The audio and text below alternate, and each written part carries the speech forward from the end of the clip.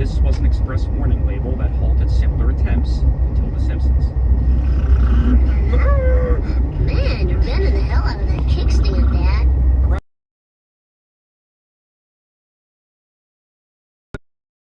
Family in town. Maybe we should move to a larger community. But it wasn't as sustained or loud as it had been in the past. Aided by a rapidly evolving TV culture and sharp writing that poked fun at everyone. Its success kicked off a real boom in adult-oriented animation over the next decade, resulting in all the major networks trying their hands at this format. Well, you can tell them to kiss my feathers! I'm the star here! Legacy continues. Doesn't it? The formula wasn't foolproof, though, and many shows quickly came and went. What on earth a kid? Like Family Dog, a project from Brad Bird with Spielberg and Tim Burton producing that couldn't find an audience and was gone after just 10 episodes in 1993. She eats dog food. Who doesn't eat dog food? Ugh, that's disgusting. Then, in 1997, South Park and King of the Hill exploded, showing that a truly distinctive visual style could help a show stand out in the crowd. I'm 49 years old. I have nothing in common with them. There were two other animated projects that likely factored into the development of the PJs even more, though. The first, Bebe's Kids. You said you had that kid. These are Bebe's kids. Originally conceived as a sitcom vehicle for comedian Robin Harris, a friend of Eddie Murphy's, the project shifted to animation after Harris's sudden death in 1990 as a way to honor his memory. The film flopped critically and commercially, but it made history as the first animated feature with an all-black cast, quietly laying the groundwork for what could follow. Don't worry about what they think about you. Just do what you do best, and then you'll win respect with your long term. That same theme of responsibility, trying to do right by the kids and the community, would become central to the PJs, with Eddie's character, Superintendent Thurgood Stubbs, constantly stepping up for the youth around him, always with the best intentions, though the outcomes were frequently disastrous. Problem now is that the problem should be a suit. What we're gonna have to do is de-glamorize my job. You don't show them the ugly side. You people.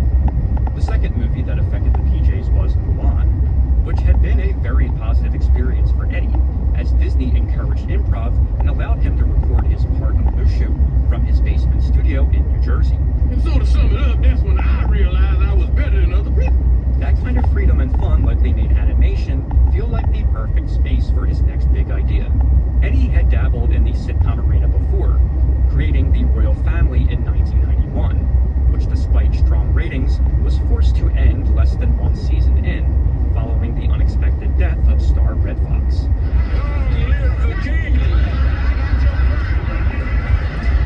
Eddie's original pitch for this new show was simple. A crass action comedy set in the ghetto, using Thunderbird-style supermarionation to bring the characters and their world to life. Not unlike what Matt and Trey would do with Team America just a few years later. Holy smoky rockets! Eddie felt that this absurd style would give them more leeway in satirizing real cultural issues. You all know what's behind every strong black man. A slower white athlete? He brought the pitch to Imagine Entertainment's Brian Grazer, who had just produced his comeback hit, Nutty Professor. Grazer recruited Larry Wilmore, a veteran writer of In Living Color, The Fresh Prince, and The Jamie Foxx Show, who brought in friend and fellow writer Steve Tompkins of The Simpsons and The Critic to develop the concept with him.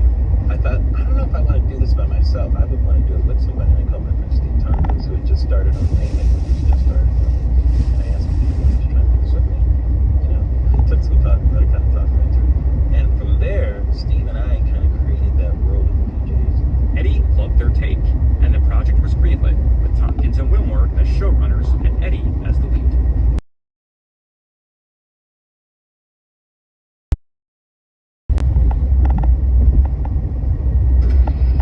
Are you ready to listen to the rest of the story now? Wilmore echoed Eddie's thoughts that the show needed to have an interesting visual style. He wanted to do something different. He thought all sitcoms were kind of looking the same at the time, and I was very much interested in doing something different too. The supermarionation approach was soon abandoned, due to its limitations and impracticality, though everyone agreed that the show still needed a bold visual style. The word the creative team used at the time was dimension, creating something that popped more than traditional 2D animation. This led them to a man skilled at making animated characters pop, Will Vinton. I tell you, this guy had class shooting out his ass. Originally an architect, Vinton segued into a career in animation following an Oscar win for Best Animated Short in 1975. He then launched his own studio made up of like-minded artists. The initial core group of the studio were frustrated, idealistic architects with an artistic bent who were looking for other outlets. Vinton reflected in 1998, using a distinct style that Vinton named claymation, a word he would soon trademark. Clay material moved, so you can see the material move. You know, you can see the stuff kind of come to life in a way that, you know, flesh comes to life. The studio worked on everything from TV commercials. And if you get in now, you can join the 18 band club. Get posters, stickers, all kinds of loot. Find out how to be a Sunday paper. Look for this ad from A. You hear? To movie titles.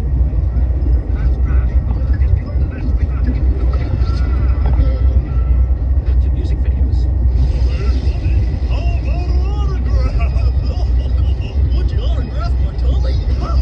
In 1986, they launched their most popular creations, the California Raisins. Sounds better than what I got. A series that rapidly grew in popularity and became the studio's major creative focus. Children love the raisins more than Bugs Bunny. They're as popular with teens as Eddie Murphy. Girl, come quick. I'm being exploited by the media. Warranting a record deal, merchandise, a Saturday morning TV show, and numerous specials. Even then, music was the most important thing in my life. The only way he could get a date. The ads abruptly ceased production in 1994, though, following disagreements between the parent ad company and the California grape farmers. Gonna plant a grapevine. Not much longer till I have time. With their prime creative focus of the past 8 years gone, the studio started pursuing opportunities to take their work to the next level, which is why they jumped at the chance to do an animation test for the PJs. I just want to sit here and enjoy my raisin bran. Those are cornflakes. Loud. Knowing the PJs would demand far more time, focus, and energy than the shorter forms they were used to, Vinton's team pivoted from claymation to a technique they called foamation, which substituted foam latex for clay. This allowed for smoother movement and easier expression changes. In designing how the show's characters would look, animators blended cartoon exaggeration with grounded detail. Now we got coolie there. Striving to create characters who, like the ones in their commercials, would stand out visually and could be recognizable even in silhouette. Man, I got a big butt. Impressed by the animation tests, Fox ordered 13 episodes of the PJs, targeting a 1999 premiere, along with their new shows Futurama and Family Guy. God bless America. What the hell, it's Cleaver? Vinton's team then set about turning a Portland warehouse into a miniature city, complete with 40 varied lived-in sets. Rise and shine, Rip Van Winkle. Time to make breakfast. Very good. We just got in bed. Those are the movie lights. What? Everything from apartment interiors, matching each character's personality, to a rundown business district on the aptly named Reverend Al Sharpton Drive. We have truly disgraced Al Sharpton Boulevard. Look at that. Another liquor store. You want some, Jerry? I'm good. The central location, the Hilton Jacobs housing projects, drew inspiration from Detroit's Brewster Douglas housing projects, though the show would be set in Chicago. If you want to see the project, look over there. And look over there. That's the project. And over there, that's the... Wait, hold on, Jack. Don't look over there. It took over 80 animators a full week to produce a fluid 2 minutes of footage, meaning a single episode required about 28 weeks to complete. Now, turn those lights off. People around here have to get up and look for work in the morning. Larry Wilmore brought in Simpsons writers Al Jean and Mike Reese to serve as consultants, though, guiding the writing staff on how to best structure their scripts in a way to aid the animators. Animation have to be.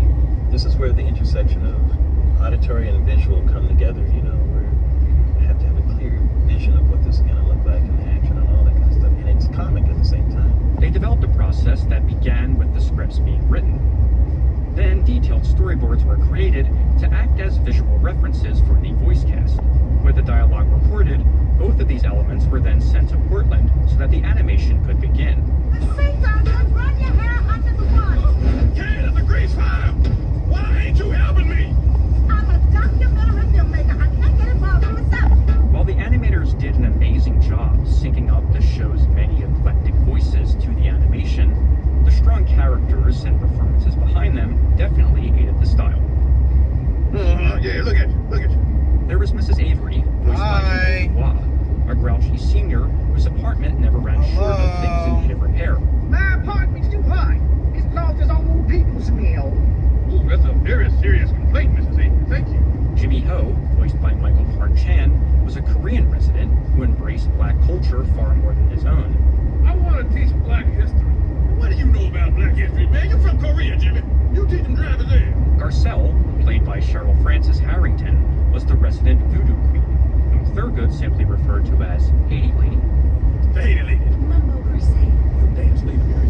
Haiti lady's talking. Then there was Smokey, voiced by Sean Michael Howard, a homeless crack addict who would soon become the poster child for all the outrage directed at the show. I'm trying to quit. See? I'm wearing a crack patch. That is a band-aid, Mr. Crack. That would explain the less than satisfactory results. The creative team got even more inventive with the other supporting roles, such as Hudson, voiced by Kevin Michael Richardson, a man so overweight he couldn't leave his apartment, speaking mostly through doorways and out windows. You seen some roaches? See the flower? You better file. There was also the HUD receptionist, played by Cassie Davis, a government clerk seen only in shadow, who harbored a special grudge against Thurgood. This is all you need. All we get is the same? You want another? Yeah. Tell us again about when you were a king in Africa. Shh, wait. But as much as the PJs was an ensemble effort, the comedy truly hinged on its central figure and the voice behind him. My windows won't open. My windows won't close. Then switch apartment. Part Cletus Klump, Going there. part Fred Sanford, That is not a good thing. with shades of Ralph Crandon. Baby, I'm the greatest. Eddie's vocal performance as Thurgood complemented the character's design and personality flawlessly. As written, Thurgood was somewhat unlikable.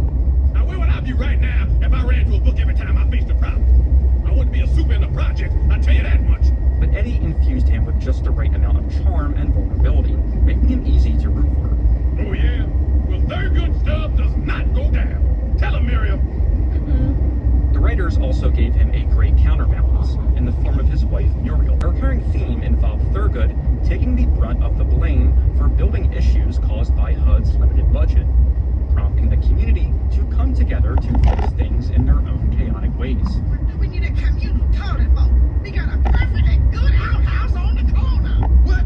We ain't got no outhouse. The writing stayed fast and sharp, the animation matched its pace. You can tell that the animators had looked to silent movies for inspiration, because the show is populated with jaw-dropping comic action set pieces that even watching today will have you thinking, how did they pull this off? Hey, there's a naked lady in 3B. 3B? That's Mrs. Avery. The show premiered to strong ratings, following The Simpsons for its debut episode in January 1999. The move worked well for the PJs, which outperformed its lead-in, earning it a second season renewal just 1 month after its premiere. Oh, is that how you measure success? Getting rich and living out your dreams? Well, not me. Despite sparking the project's development, Eddie was curiously absent from the show's press tour. I'm the... what's that thing called to cure the problem, Muriel? The pill? That's right, the cure. I'm the cure. Evidently, he began distancing himself from the production after learning that Fox was premiering the show as a mid-season replacement, which he felt signaled low priority from the network.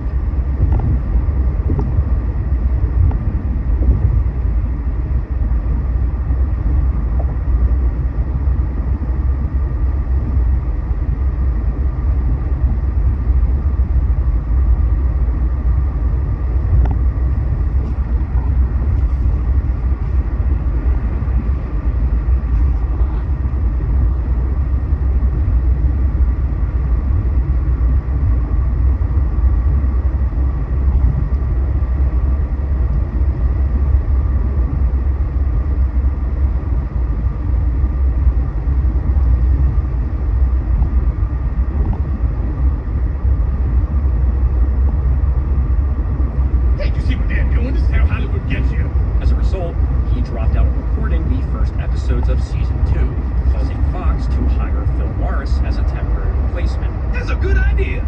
I'll be the head programmer in charge. Of course, this was not advertised at the time, though learning of it today, you can definitely spot the differences between their performances. And I learned a valuable lesson about advertising and how to see through their seductive lies. Eddie did eventually return, though the rift between him and the network never fully healed, requiring Fox to keep Morris on as a backup throughout season 2. Yankees cashing in on your wretched disfigurement. He spoke of the experience in an interview last year, saying, "I'm doing the PJs in a separate booth from the entire cast, so that if Eddie wants to do it, they will just lift my voice out and put his in. So if you watch the PJs, there's a bunch of times where Thurgood sounds just a little bit different. That's me." Like taking candy from a baby. Perhaps Eddie's passion for the project had also been lessened by the outrage directed at the show, which began mounting before the first episode even aired. Led by vocal critics such as Spike Lee and other activist groups, Going home empty-handed. It's like Spike Lee at the Oscar. the backlash was not unlike the one directed at the Flintstones 40 years earlier after that cigarette spot. They were upset that we had them drinking 40 ounces, I remember, over the season, that kind of stuff. And Family Guy had just started at the time. I was like, in the pilot of Family Guy, the father gets drunk and passes out on the kitchen table, for Christ's sake. And they said, yeah, but your characters are real. I said, they're puppets. They're not real. If they thought that was bad, just wait till they get a little smoky. I thought all those people liked me. But Bab said they were only laughing at me because I'm a pathetic drug addict. While Eddie kept quiet, Wilmore raced out in front of the criticism, addressing it in every interview. With the PJs, we're hoping that people will see these characters as individuals. We're not representing black people as a whole, nor should we be, nor should anybody. The project is a bad enough place to live without people making it look like a bad place to live.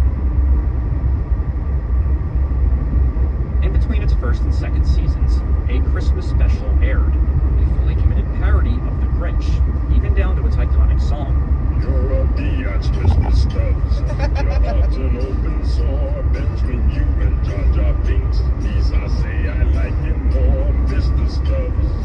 And speaking of music, the show's main theme, composed by Quincy Jones III and George Clinton, earned an Emmy nomination following the first season, along with a nomination for Best Animated Series and a win for Jeunet Dubois. Oh, not another stroke! But even after these accolades and positive reviews, the show failed to maintain its audience for the second season, compounded by the year-plus gap in between seasons and a fresh wave of competition. Then like a public school, everything went blank. The immense budget, combined with Eddie's busy schedule and falling ratings, led to Fox axing the show at the end of its second season. Surprisingly, rival network the WB then scooped it up, looking to expand their original programming after their ratings success Dawson's Creek. Hallelujah, hallelujah, I'm saved! I'm saved! Though the PJs had found a home, much like the residents of the Hilton Jacobs housing projects themselves, the creative team would have to deal with several cutbacks. But I don't want it to be different. I want it to be same. For starters, Eddie would no longer voice Thurgood, and Morris took over the role full-time. I hate to be gropey, but let's talk money. I'll need an advance so I can live the lifestyle to which I'm not accustomed. Eddie's name remained in the credits as one of the creators, but that marked the extent of his involvement from here on out. Larry Wilmore also left to develop the Bernie Mac show, which caused Tompkins to step down as well. I was kind of ready to go at that point. It was a little frustrating. We're kind of getting the attention we thought needed for the network and all that kind of stuff. So we were kind of done spiritually with the show, I think. While the show found strong ratings on its new network, they weren't promising enough for parent company Warner Brothers to justify the cost, canceling it after 10 of its final 12 episodes had aired. Looks like that Frog Channel finally ran out of money. Ironically enough, just 2 days before that final broadcast, Eddie's next movie had hit theaters. Man, you almost burned the hair out my nose. Just like the time. The movie forever linked his voice to an animated character in a way that could never be undone. Oh, I didn't count on that. Though when watching the show today, you can't help but see a little bit of Donkey in Thurgood. He was a tall squaw until they disqualified him when they found out he was a midget. And where was your damn integration then? The show may have faded, but its key players kept pushing boundaries through comedy. And for many of them, the PJs served as the foundation for that. You just have to do the show that you do, and people, you can't please everybody, you know. And anytime you are being remotely pushed buttons, that reaction is proper. That's the reaction you're supposed to get. Its humor and themes paved the road for where primetime animation headed next. The cynicism and mean streaks that were criticized at the time weren't just for shock. On the toilet went down smoothly. Rather, they showed how these characters faced the hardships life threw at them, with raw toughness and quick wit. Oh, yeah, right. New construction in the projects. We'll look right between the Starbucks and the Disney store. The show definitely had a cynical, mean-spirited edge. Berkeley can help her. You heard her, Muriel. She's a proud woman. But it was that edge that made the wins of the characters feel more earned, and the community bonds real. Why don't we just call the police? Gotcha! There's so much that this show deserves to be remembered for, not just its visual style, but in every aspect. It's goofy without being stupid. It probably would have been a huge hit on FX in 2008, but examining it today, it's clear that audiences at the time just weren't ready for the PJs. And I think to myself, what a wonderful world.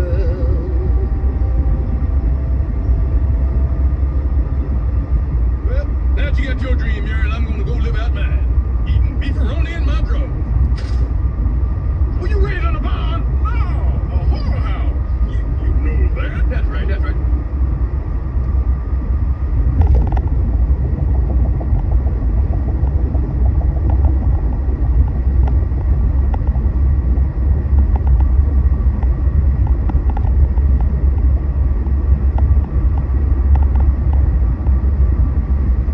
This video is brought to you by Squarespace, a website builder committed to you and your website needs.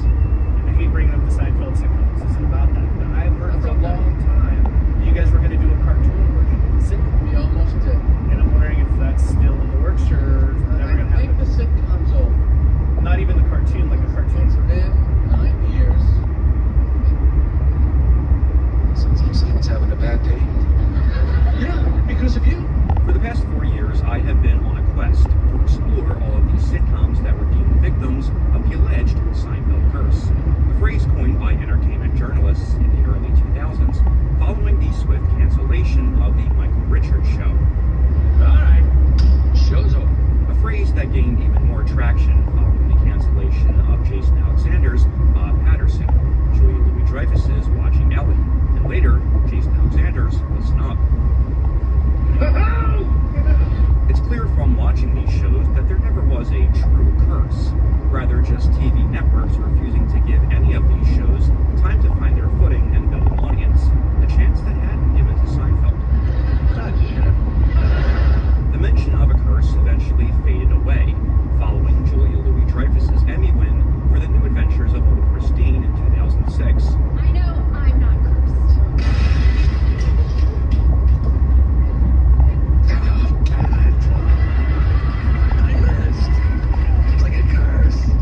When all was said and done, only one Seinfeld cast member managed to avoid falling victim to this fabled curse. Jerry Seinfeld. In a profile in Vanity Fair leading up to Seinfeld's finale, when asked what his future plans were, Jerry simply replied, "I can't wait to do nothing." Nothing?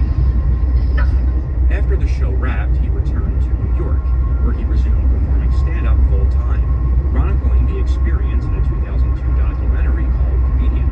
Aside from the occasional guest appearance, he seemed perfectly content to never headline a film or TV project ever again.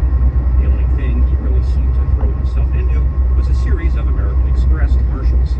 You may be invulnerable to physical harm, but I'm invulnerable to damage, theft, or things bouncing off of a superhero's chest within 90 days of purchase. But soon, Jerry would be lured back into the spotlight in a way that no one could have expected. Buzz, buzz, buzz, buzz, buzz, buzz. Oh, yeah. This can't miss. I'm gonna get to the bottom of this. I'm gonna get to the bottom of all of this. It all started in 2003, when watching a nature documentary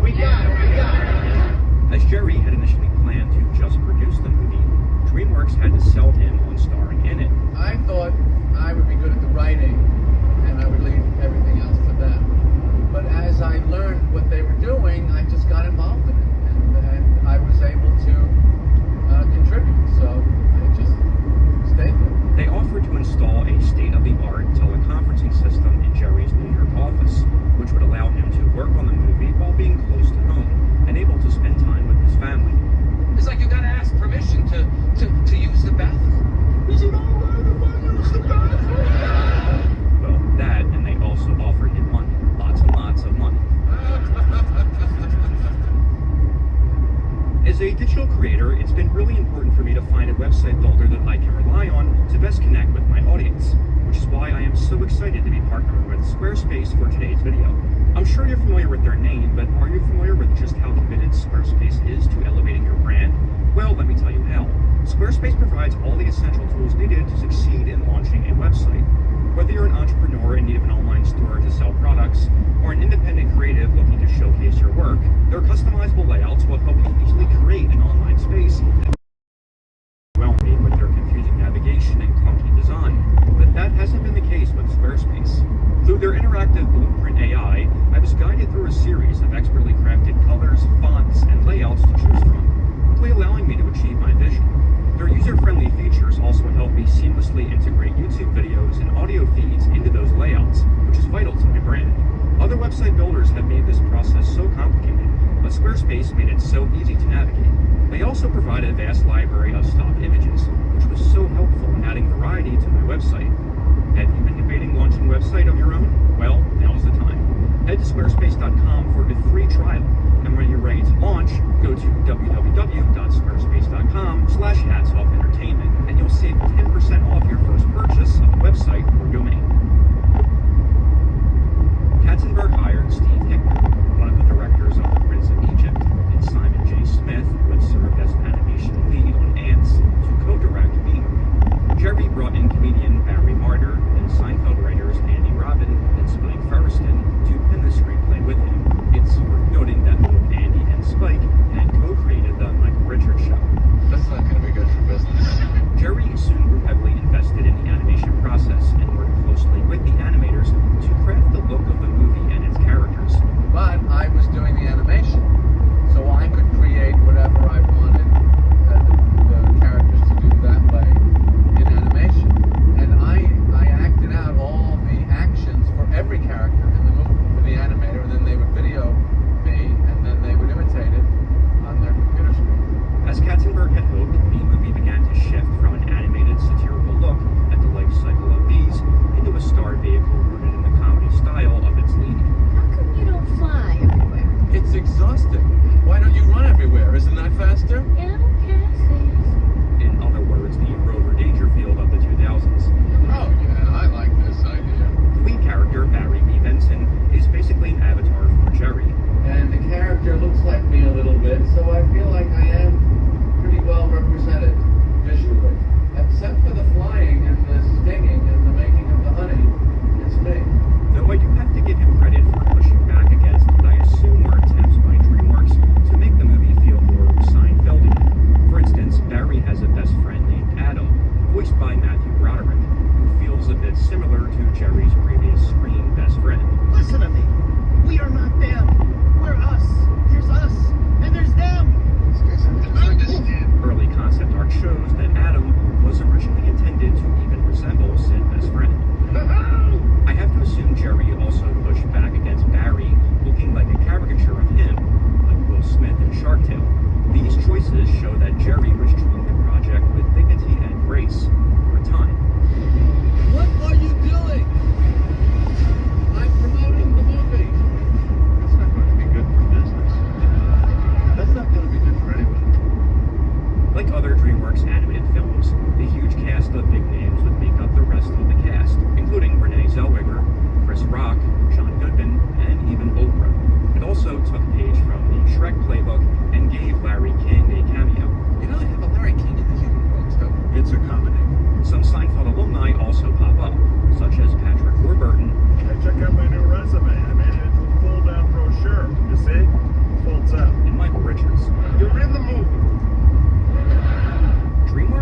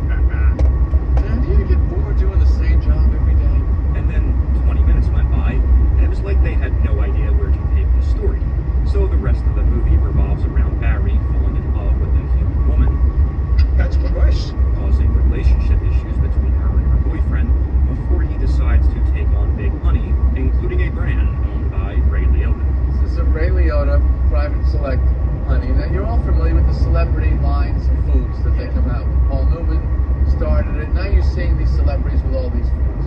So I thought, what would be the last guy you would expect to come out with a jar of honey? The star of Goodfellas. This isn't a good fella. This is a bad fella.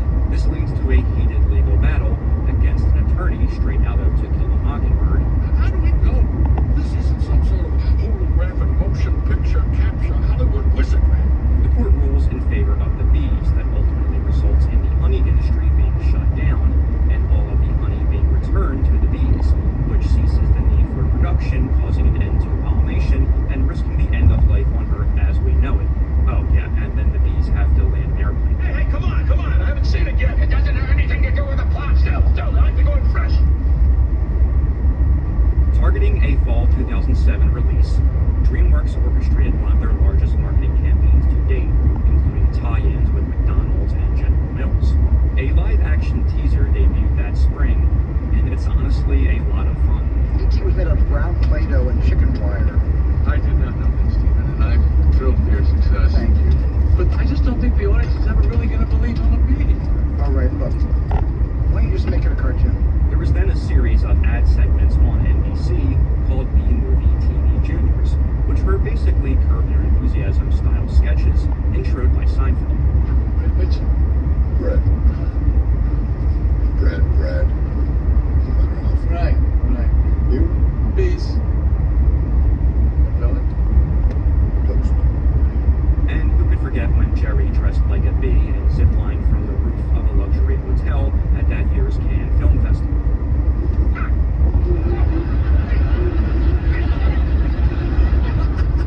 Some of the promotion for this movie is honestly more interesting than the movie itself. The best animators in the world are often foreigners. The competition amongst the studios to get them is fierce. It's to the point now where we at DreamWorks have to camp out on the border in an attempt to catch these talented but elusive animators. It's obvious they were marketing it to kids, but also to adults who grew up watching Seinfeld. Your troops are in disarray. They need to feel the sharp sting of the bullwhip of authority. Cut that out! The movie opened in early November, grossing $38 million in its first weekend, about $9 million less than Madagascar and Shark Tale, and nearly $80 million less than Shrek 3rd. Oh. While it turned a profit when all was said and done, it was not nearly as successful as the studio had hoped, given its large budget and heavy marketing campaign. Tough call. Critics were mixed on the movie, and it soon quietly drifted from public consciousness. But then, just a few years later, B-Movie found new life as a source of countless jokes, memes, and videos across the internet, inspiring many to revisit the movie or seek it out for the very first time. Jerry even learned to embrace the movie's new cult status. It came out, I realized this is really not appropriate for children.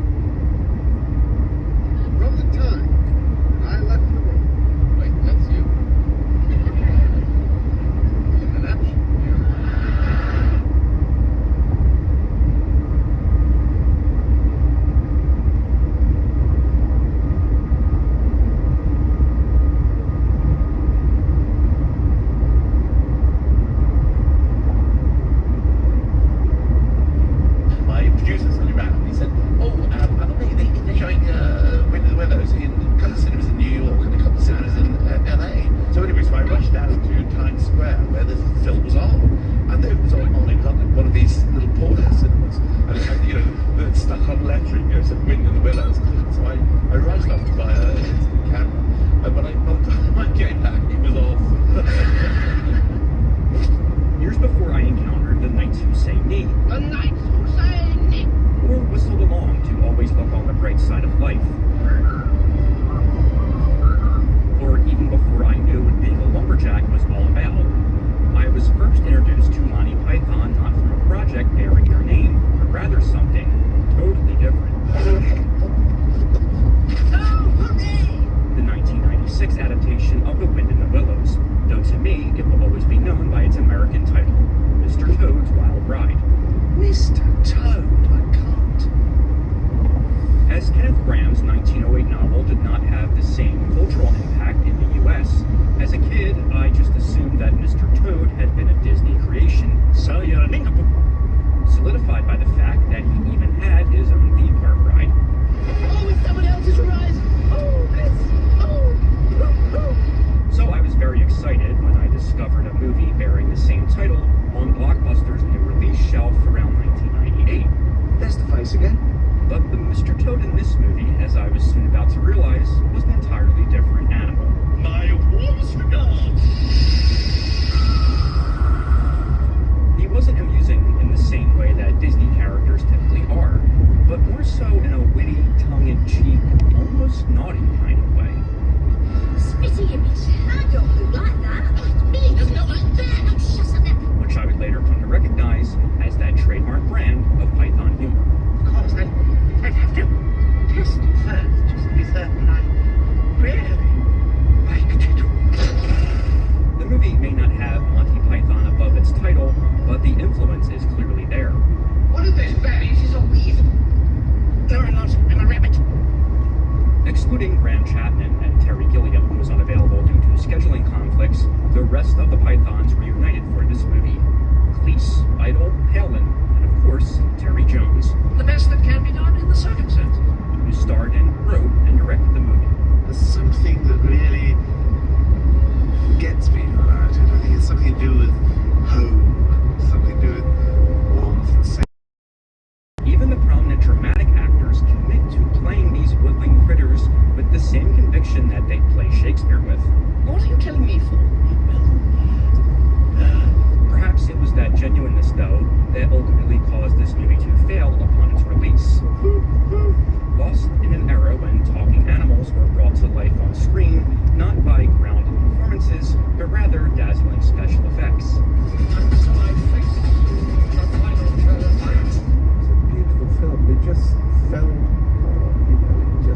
It didn't get distributed because Disney were going to go to straight to video, and they didn't advertise it. It's just tragic. Even more tragic is the fact that this movie remains largely unseen today in the US, even by fans of Monty Python. You all nincompoops. Toad. What did I tell you? So come with me as I explore how a few comedy legends came together to give us the greatest movie that shares a name with a Disney attraction. Off I go then. But perhaps a more fitting title would have been Monty Python for Kids. What? He couldn't snitch or snatch him. Elusive Mr. Toad.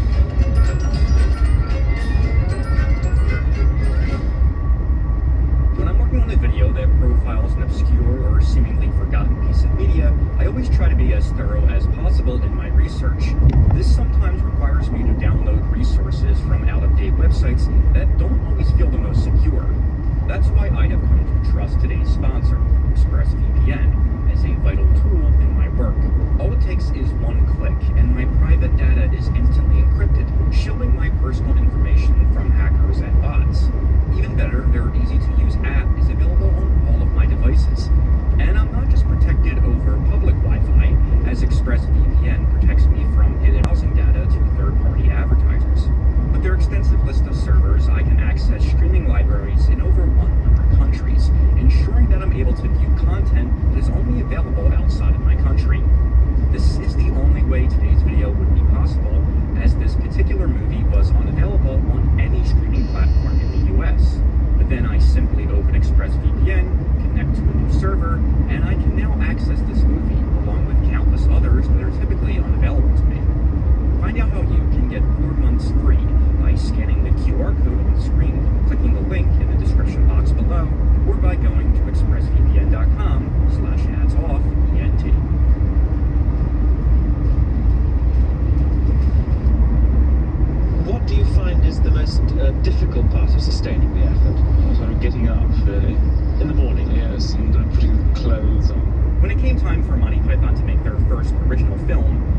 that unlike their sketch show and movie, the director should come from within.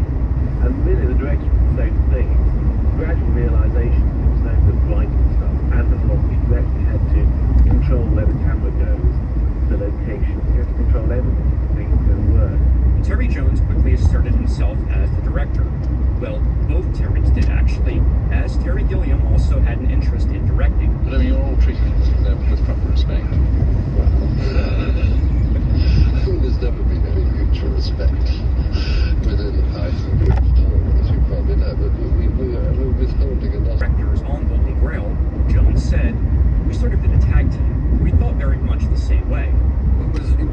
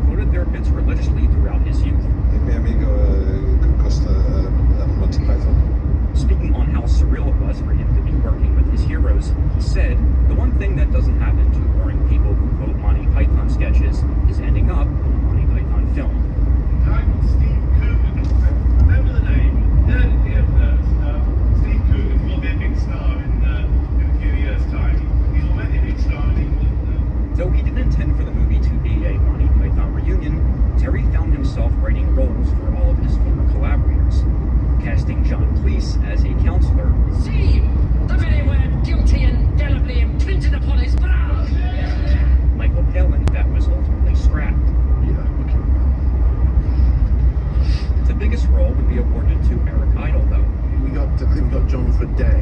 I got my pay of 2 hours. Was that fun doing that? Yeah, it's very fun. Actually, what was great was having Eric Idle and working with Eric for such a long period. Because, we've never worked together like that. It was a wonderful grappling, I believe. Toad, nincompoop is not a compliment. Yeah. Isn't it? Jones also pursued experienced stage actors for the other characters, including Nicole Williamson as Badger. Who are they then? Get that up with a little bit of salt. And Anthony Sher as the leader of the movie's villainous weasels. Yes, we have a plan. I have a plan. Have we both thought of it? Just do it. Who are the coolest looking characters in the movie, in my opinion. They're all right in their own way, but they just have themselves. They don't give a hoot for anyone else. Production designer James Aitchison and costumer Jane Law perfectly brought Terry's concepts to life, blending slight animal characteristics with a turn-of-the-century clothing style. Yes, why are you dressed like this? Well, master of disguise. Fooled everyone. The most important thing in this is whether you are engaged by those characters and what they say to each other. And if they've got to do it through a big pile of makeup and rubber and plastic, they don't stand too much of a chance, I don't think. Holy, what was that? Just my whiskers. And to Terry's credit, it totally works. Even when acting alongside characters who are supposed to be human, you just totally buy into these characters being animals. I'm not the simple tea lady I appear to be. I am a toad, the well-known and popular Mr. Toad, a landed product. There's so many great little wardrobe touches, like Toad's elongated footwear, or his padded frame. Dude! I also like that the weasels wear these red gloves, which represented bloody claws. This is a weasel-only area, and that means nobody's allowed here except weasels. What else could it be? Just making sure they got the point. Even this brief shot of a fox, dressed in fox hunting attire, just adds such a whimsy to the look of the movie. Nincompoops! Oh, that is gross. Disgusting. Man, I sing just one little one. Toady, you know your song's just full of self-praise and gas. Speaking of whimsy, there are a handful of musical numbers throughout the movie, but not a single one overstays its welcome.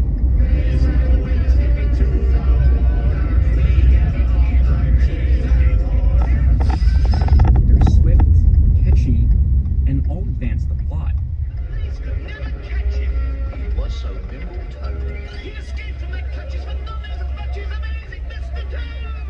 I usually hated musical elements in movies when I was a kid. Just sing. Stop that. You're not going into a song while I'm here. But when I watched this one, I was sad when the songs ended. I was attacked by weasels. Hundreds of them. Did they sing a dreadful song? There's another great recurring gag where Toad gets everyone to sing, which he then uses as a diversion to sneak off, something the other characters grow to despise. No more songs. I'm sorry, Well, maybe just one little. No, Toad. Each number is choreographed and shot in a really inventive way as well. I know Terry Jones is not commonly thought of as a visual filmmaker akin to Terry Gilliam, but Jones, in my opinion, was far more effective at staging comedy. Today we have for appetizers. Excuse me. From simple sight gags to more elaborate set pieces. For instance, here's a joke where the setup builds slowly, but it makes the payoff much more rewarding.